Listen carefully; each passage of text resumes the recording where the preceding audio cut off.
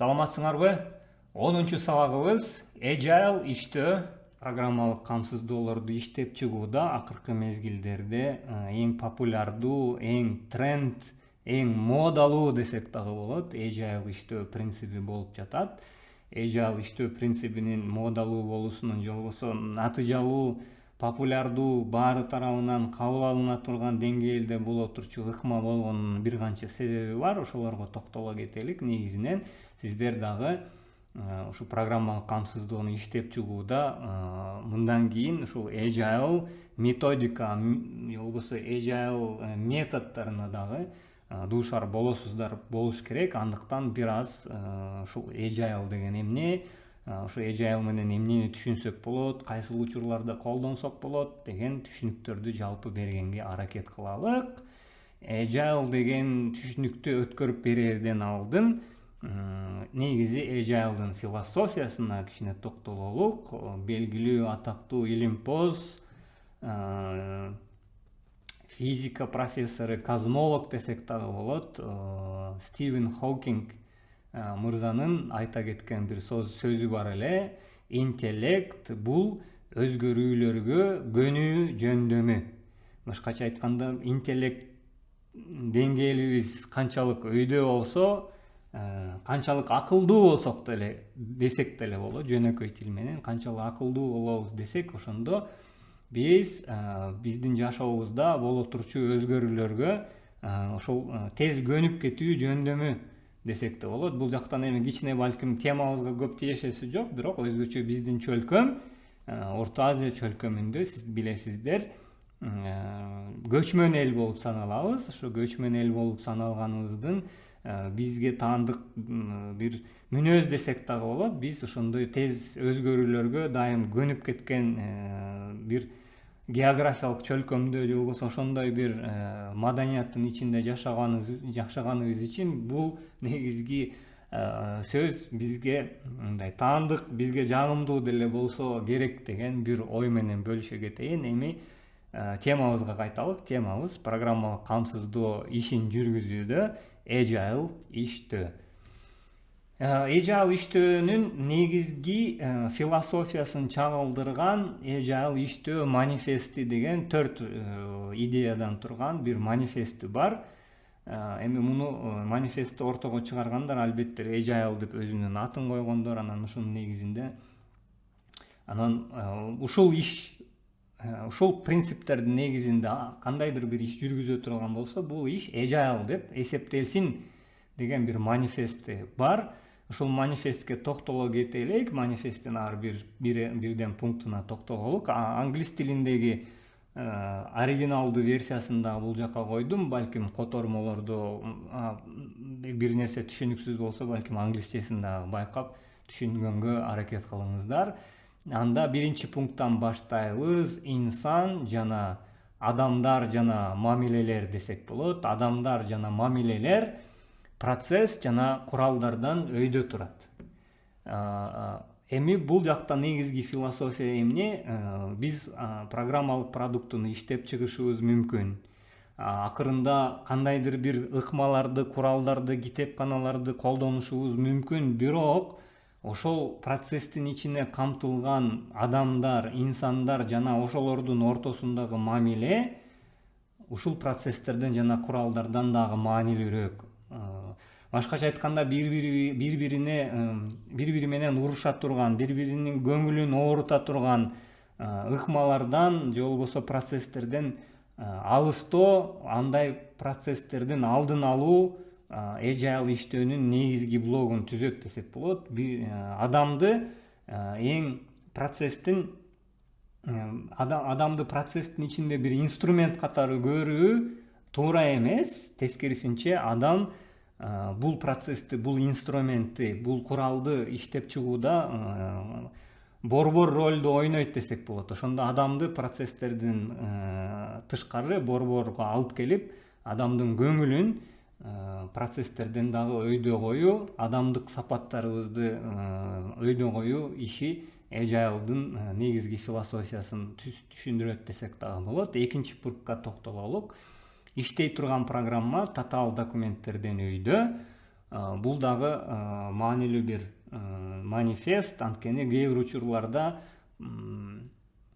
кагаз бетине түшүрүлгөн идеология абдан кооз татаалдаштырылган, баардык ичиндеги процесстер камтылган болушу мүмкүн, бирок ал ошол кагаз бетинде эле калып калышы мүмкүн, эч качан бир продуктка айланбашы мүмкүн. Андыктан биздин бул жактагы негизги максатыбыз программалык камсыздоо иштеп чыгуу болгон үчүн жаман дагы болсо, бирок иштеген программалык аппарат кагаз бетинде турган бирок кооз программалык аппараттан дагы жакшы деген бир принцип. Анан көбүн эсе программалык камсыздоо кардар менен ушул программалык камсыздоону иштеп чыгуучу компания же болбосо команданын ортосунда жүргөн кызматташтыктын негизинде ишке ашырылат. Анан ушул эки тарап бири-бири менен дайым кагаздын бетине бир келишим түшүрүшөт. Ошол келишимде шарттар айтылат. Ушул шарттардын негизинде келгиле эми иштейлик деп. Бирок сөзүбүздүн эң башында да айтып кеткендей, жашоонун эң негизги кыргыз маданиятыбызда дагы жакшы бир сөз бар, билесиздер. Ойлогон ойду кыстаган турмуш жеңет дегендей, балким биз башында ойлогон ойго кээ бир өзгөрүүлөр кирип кетишибиз мүмкүн. Бирок кардар менен иштөөдө өзгөчө компаниялар бул эми кагаз бетине түшүрүлгөн эмес, жок биз мындай ишти аткара албайбыз, кагазда эмне жазылган болсо ошонун гана негизинде иш алып барабыз дегени эжайлга кирбей калат. Бул жакта тескерисинче кардар менен кызматташтык, кардардын көңүлү, кардар менен болгон мамилебиз ошол кагаздын бетине түшүрүлгөн шарттардан дагы өйдө турат. Ортодо бир келише турчу, балким дагы ошол кагазга кошумча бир келишимдерди дагы түшүрүп кеткенге дайым издениш керек, ортодо дипломатия болуш керек. Ушу кардар менен мамилени дайым түз, жана жогору деңгээлде кармаганга аракет кылуу бул эжайлдын принципи, манифестинин бир принципи катары эсептелинет. Анан ушул негизи 3 пунктунун дагы баардыгын ичине камтыйт десек болот. Ушу өзгөрүүлөргө макул болуу планды ишке ашыруудан өйдө дейбиз. Ошондо экинчи, үчүнчү пунктта дагы белгилүү болгондо иштин жүрүшүндө кандайдыр бир өзгөрүүлөр болуп калышы мүмкүн. Ошол өзгөрүүлөргө дайым көңүл менен, ниет менен, жакшы ниет менен, жакшы көңүл менен ошол өзгөрүүлөрдү кабыл алуу дайым жакшы бир натыйжага алып келет десек болот. Ушул негизи 4 принциптин негизинде эми эжайл иштөө манифести кайра балким бир жыйынтыктоо максатында ушул 4 процессти айталы. Бир адам жана адамдардын ортосундагы мамиле, иш жана жыйынтыктан дагы өйдө, бири-бирибизди бир жыйынтыкка жетебиз деп бири-бирибиздин көңүлүн оорутуп, бири-бирибизге жаман сөздөрдүн айтуунун кажети жок. Ошолордон алыстаганга аракет кылышыбыз керек. Анан акырында иштей турган программа кооз, бирок кагаз бетинин үстүндө кала турчу программадан дагы маанилүүрөөк дедик. Анан кардар менен мамилелер маанилүү. Кардар менен дайым ошол мамилелерди, эгер кардардын муктаждыктарында кандайдыр бир өзгөрүүлөр болсо, ошол муктаждыктарды дайым чогуу дипломатиялык негизде чечкенге аракет кылышыбыз керек. Анан өзгөрүүлөргө дайым макул эмес, өзгөрүүлөрдү албетте эки тараптын өзгөрүүлөрдүн муктаждыгын, чоо жайын тереңдеп талдап көргөнгө дайым жол издеш керек десек да болот. Эми эжайл иштөөнүн негизи эки ыкмасы бар десек болот. Ушул эми эжайлда принциптерди ортого коюп алдык. Эми эжайл макул, мындан кийин эми эжайл иштейбиз, бирок кантип иштейбиз, эжайлда кандай ыкмалар бар десек, башка ыкмалар дагы бар, бирок эң көп колдонулган эки ыкмасына токтололук. Бирөөсү Scrum жана Kanban деген эки ыкма. Scrum жана Kanban дагы негизи өзү мындай персоналдык аталыш десек да болот. Эми кыргызчага которула турчу жагдайы жок. Андыктан биздин тилге дагы, орус тилинде дагы ушул бойдон эле Scrum жана Kanban катары колдонулуп кетет. Келгиле эми эки ушул ыкманын ортосундагы негизги айырмаларга, кемчиликтерине же болбосо артыкчылыктарына токтололук. Scrum деген негизи өзү сөз, бул көбүн эсе азыркы учурга чейин эми программалык камсыздоонун ичинде бир ыкма катары, Agile'дын ичинде ыкма катары колдонулардан алдын регби оюнунда колдонулган бир термин эле. Сиздер көрүп тургандай сүрөттө регби оюнун балким көргөнсүздөр баарыңыздар эле. Ушул топту сиздер көрүп тургандай эки команданын топтору бири-бири менен кандай десем, бири-биринин колтугунун астына, белине ушул командалык рухун, духун көрсөтүш үчүн биргелешет дагы. Ушул топту талаанын ичинен өзүнүн позициясын жакшыртуу үчүн ушулар бири-бирин түрткөнгө аракет кылышат. Мисалы, кызыл команда жашыл команданы бул тарапка түртүп, канчалык алардын же болбосо каршы тайпанын талаасынан түртүп, ар жакка түртүп өтсө, ошончолук көбүрөөк өздөрүнүн позициясын жакшыртканга аракет кылышат. Ушул принциптин негизинде анан Scrum деп аталат. Scrum'дагы негизги максат ушундай топторду түзүп, сиздер да байкагандай, бул жакта негизги идея командалык рух, командалык дух десек да болот. Ошол командалык сапат менен баары бири-бири менен жакшы мамиледе, бири-бирин түртмөлөп, бири-бирин колдоп дегендей, ошону менен ишти кичинекей да болсо дайым алдыга жылдырып туруу философиясы жатат. Анткени, мисалы, кызыл команда биздин ушу иштеп чыгуучу команда десек, сол тарапта жашыл команда бул жашоонун шарттары дейлик. Жашоонун шарттары дайым бизге тоскоолдук чыгарып турушу мүмкүн, бирок биз кызыл команда катары дайым позициябызды жакшыртуу үчүн ушул бири-бирибиз менен мамилелерди жакшы кармап, ишти бир кадам болсо дагы күн сайын, саат сайын алдыга жылдырып турууга тийишпиз деген философия жатат. Анан ушунун негизинде сиздер байкагандай, ар бир ошо кадамды ишти алдыга жылдыруу спринт деп аталат. Анан эми бул спринттердин саны негизи иштин көлөмүнө байланыштуу. Башта бир план ортого коюлат. Ошол пландын негизинде ушул спринттин ичинде, спринттин жыйынтыгында ортого чыга турчу бир продуктту дизайны ортого чыгат. Ошол дизайндын негизинде иштеп чыгуу болот. Иштеп чыгуудан кийин ортого бир продукт чыгат. Релиз дейбиз буга. Ар бир спринттин натыйжасында бир релиз болот. Чыгаруу деп которсок да болот кыргыз тилине.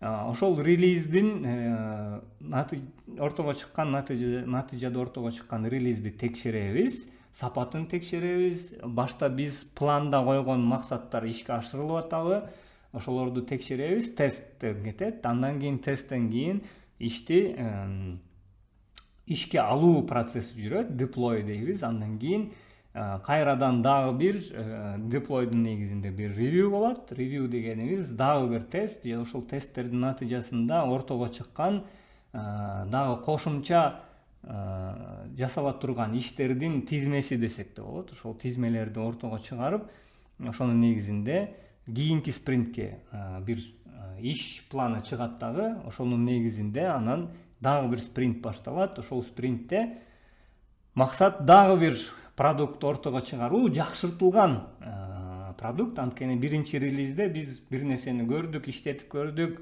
ортого чыккан кемчиликтерин көрдүк, тесттердин натыйжасында мунун баардыгын бир жакка тизмелеп жазып алдык. Ошолордун негизинде дагы бир жолу ишти пландадык. Ушул кемчиликтерибиз бар экен, ушул кемчиликтерди кийинки дизайнда дагы камтыганга аракет кылдык, дагы бир жолу иштөө чыгардык. Анын натыйжасында дагы бир продукт ортого чыкты. Ушул продуктту дагы бир жолу тест кылып көрдүк. Мурдагы кемчиликтер жоюлуп турбу, мурдагы иштебей турган функциялар иштеп атабы, ошолордун баардыгын текшеребиз дагы, процесс дагы бир жолу кайталанат. Дагы кемчиликтер чыгып калышы мүмкүн. Булардын баардыгы тизмеленет. Анан ушунун негизинде 3-чү спринтке өтөбүз дагы. 3-чү спринтте бир жана экинчи спринттеги кемчиликтер, артыкчылыктар баардыгы камтылып, 3-чү спринтте дагы бир продукт чыгышы мүмкүн. Ошентип бул спринттердин саны эң акырында ооба биз бул продуктту эми жалпы жарыя кыла алабыз, же болбосо product release дейбиз, мындай кийинче, же launch дагы принцип. Бул жакта эми launch дегенде бул продукттун бир launch, же болбосо продукттун такыр эле кардар менен колдонуусу эмес, көбүн эсе бул жакта launch дегенибиз бул ошол эле процесстин ичинде тест командалары үчүн берилген продукт десек да болот. Анан ушулардын натыйжасында бир продукт ортого чыгат дагы. Бул продукт сиздер көргөндөй бир канча жолу ушул ыкмалардан, ичиндеги кемчиликтерди жоюу ыкмаларынан, командалык дух менен регби оюнун кайра эсиңиздерге салыңыздар. Кичине да болсо алдыга жылдыруу менен акырында биз көздөгөн максатка жетүүнүн бир ыкмасы программалык иштеп чыгууда. Эми бул спринттерди жүргүзүүдө, командалык духту орнотууда бир маанилүү бир профессия бар. Өзгөчө ошо Agile'дын ичинде Scrum ыкмасын колдоно турган болсок, анын аты Scrum Master деп коет. Scrum Master көбүн эсе башка ыкмаларда проектный менеджер дейбиз, долбоордун жетекчиси катары дагы таанытсак болот. Сиздерди сүрөттө көргөндөй Scrum Master'дин негизги ролу команданын ичинде бир дирижер катары бардык командалардын ичинде бир ритмде кооз бир музыка, дирижердун максаты ошол кооз кулакка жагымдуу бир музыка чыгаруу болсо, Scrum Master'ди дагы ар кайсы инструменттерди ойногон, ар кайсы өзүнүн максатында иштеп аткан командалардын ортосунда бирдиктүү, синхрондуу ишти жүргүзүүнү камсыз кылуу десек болот. Андыктан Scrum методологияда Scrum Master абдан маанилүү. Scrum Master көбүн эсе бул темаларда тажрыйбалуу адамдар тарабынан жүргүзүлөт. Ошол бардыгынын маанайын, бардыгынын колунан келген мүмкүнчүлүгүн терең тааныган, терең билген, элдин баарын мотивациясын дайым жогору кармап турганга даяр бир Scrum Master дайым иштин ийгиликтин ачкычы десек дагы болот. Scrum Master андыктан өзгөчө Agile Scrum методологиясында маанилүү бир ролду ойнойт. Scrum Master деген сөздү дагы термин катары ушул жааттан билип жүрүш максатында ушул слайд менен сиздер менен бөлүшүп жатам. Эми Kanban системасына өтөлүк. Kanban'да көбүн эсе ыкма бул жапон тилинде өзү Kanban сөзү визуалдык карточка. Биз эми күнүмдүк жашоодо сиздерде колдонсоңуздар керек. Бир ишти эстеп калыш үчүн, унутпаш үчүн дайым визуалдаштырып алдыбызга коюп коюш үчүн ушундай карточкаларды аркасында жабыш жагы менен билесиздер, бир жакка жабыштырып койсо болот. Ушундай ыкма менен иш жүргүзүү мындан алдында сөзсүз эле программалык камсыздоолордо эмес, башка иштерди дагы мүмкүн эле, билесиздер.